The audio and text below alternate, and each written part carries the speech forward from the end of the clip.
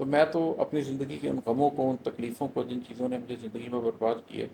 ان کو اپنی زندگی کے ہیرے موتی اور لال سمجھتا ہوں، اور جنہوں نے وہ دیے ہیں ان سے کیا شکوہ کرنا۔ اس لیے کہ زندگی میں ایک سٹیج میں نے ایسی گزاری تھی جس میں مجھے یہ احساس ہوتا تھا کہ کاش مجھے موقع ملے زندگی میں واپس جانے کا، تو میں اپنی زندگی سے فلاں فلاں تکلیف، فلاں فلاں مزری، فلاں فلاں پین نکال دوں، فلاں فلاں بٹریل نکال دوں۔ لیکن اب مجھے زندگی میں یہ احساس ہوتا ہے کہ اگر وہ سب چیزیں میری زندگی سے نکل جائیں گی تو پھر وہ عماد احمد ہوگا ہی نہیں جو میں آج ہوں۔ ان سب چیزوں نے ہی تو میری تشکیل کی ہے۔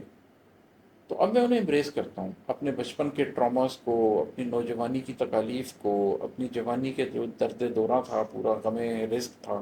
اس کو، ان ساری چیزوں کو، سماجی اور معاشی تکالیف کو امبریس کرتا ہوں،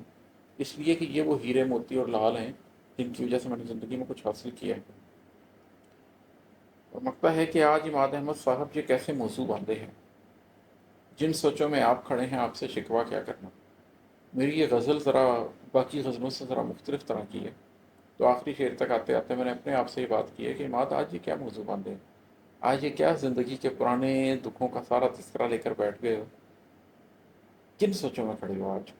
آج تم سے کیا شکوہ کریں کہ یہ تم اپنے موضوعات سے ہٹ کر کس طرح کے موضوعات کے اوپر باتیں کر رہے ہو، کیا لکھ رہے ہو؟ اچھا چلو ٹھیک ہے، کبھی کبھی یہ بھی ضروری ہوتا ہے،